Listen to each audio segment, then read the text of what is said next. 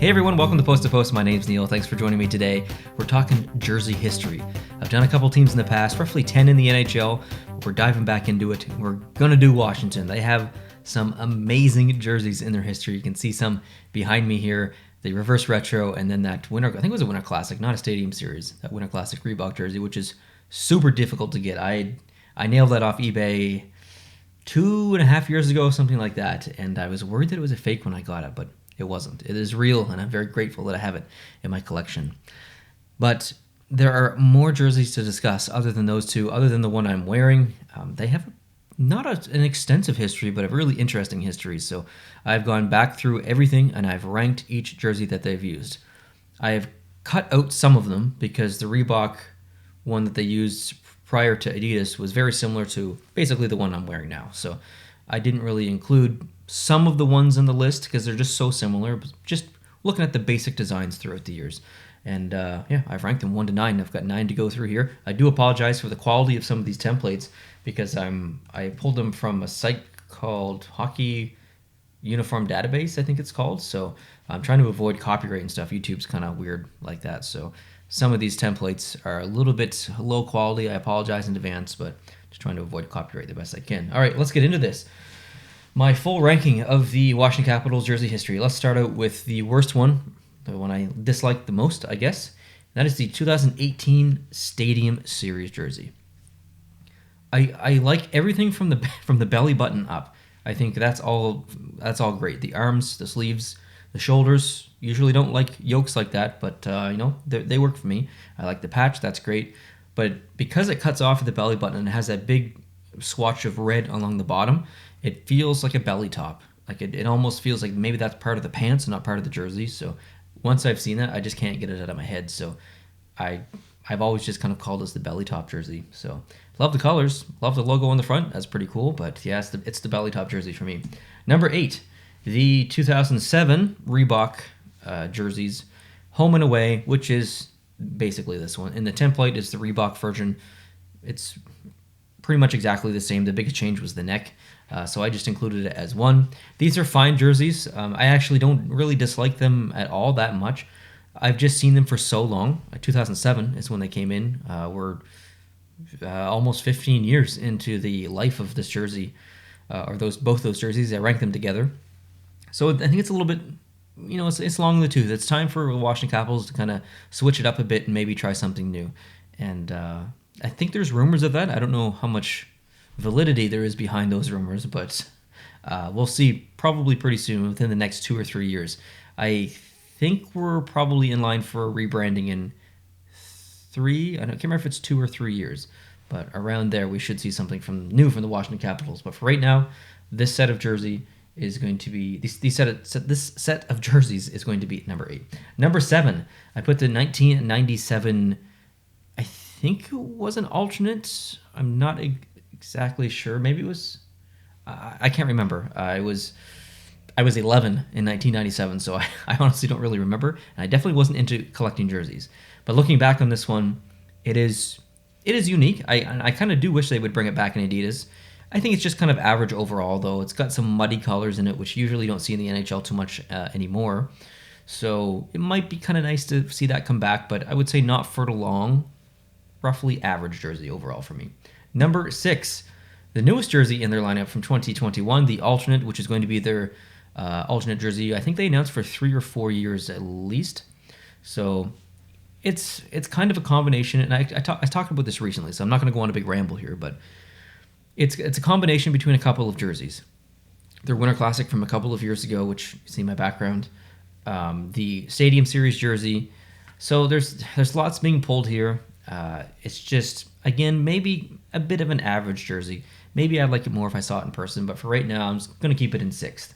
In 5th, I'm going to put the reverse retro, which may surprise a lot of people by maybe not having it 1st or 2nd. It is 5th on my list. It is absolutely wonderful for what it is. I'm so happy that I have it in my collection, but I was really hoping that they would use the original colors here. So it makes sense with the idea of reverse retro, and I think they did a good job on it. I just miss those kind of unique original colors. Not original colors, but, original to this jersey. So for that reason, I put it mid-pack. Number 4, and which a lot of people will probably disagree with as well, the 2011 Winter Classic. And this was inspired from the 1974 jersey, so I didn't include the 1974 jersey. This is just very similar. Situations like this is what I described at the beginning of the video. I'm not going to put basically 2 identical jerseys in here. I really like this one. I think it's the definition of classic and clean. It is not pretty by any means. It's simple. It feels 90s in a way, even though it wasn't worn in the 90s. It was worn in the 70s. It was worn in 2011.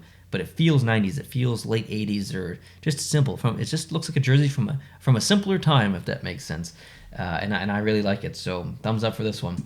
Number 3, the 2015 Winter Classic. And yes, it was the Winter Classic. So this is the jersey I have in the background. It is just so unique. I love the burgundy. I love the striping on the shoulders and the W on the as a logo. Now I will say that having owned this jersey,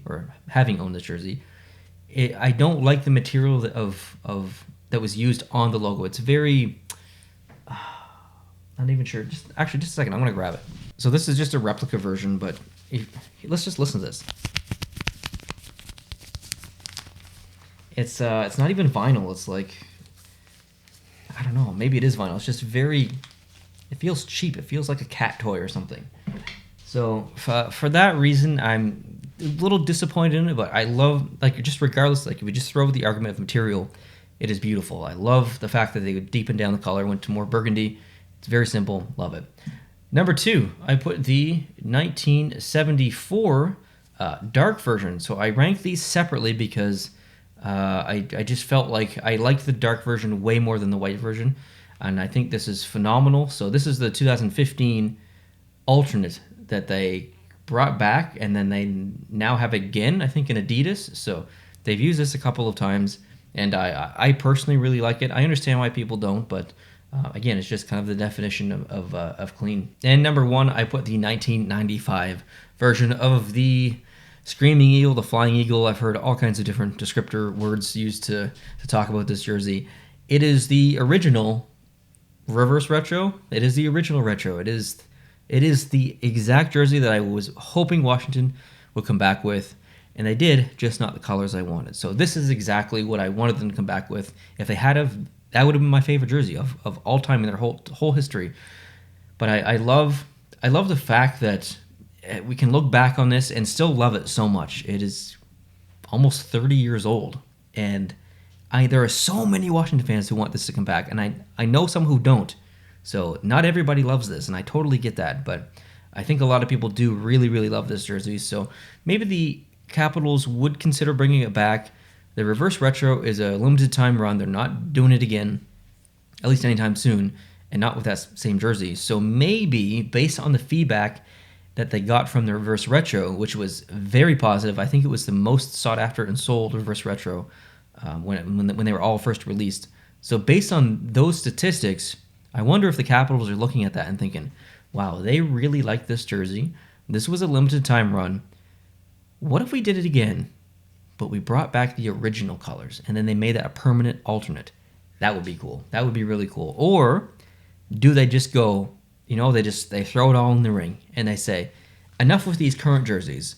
Let's do it. Let's take the Calgary Flames path and the path that the Arizona Coyotes are on, and let's go full retro. Let's bring back some of the retro jerseys, modernize them maybe a little bit, but let's just go for it. Make them our primary home and primary aways.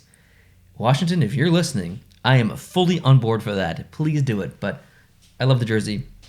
Washington has a great history. There's no jersey in their history that I hate, and I can't say that for a lot of teams. So Washington's pretty high on my list as far as the collection of jerseys. So Caps fans, please let me know down below in the comment section which jersey in the Capitals history is your favorite, and regular hockey fans as well from other teams. I know you're watching. Would love to hear your opinions too. Please let me know down below in the comment section which was your favorite, which was your least favorite. Did I miss any? Let me know, and leave some feedback as well. Hope you guys are having a great day. If you're new, hit the like button, hit the subscribe button, and I'll catch you real soon. Adios.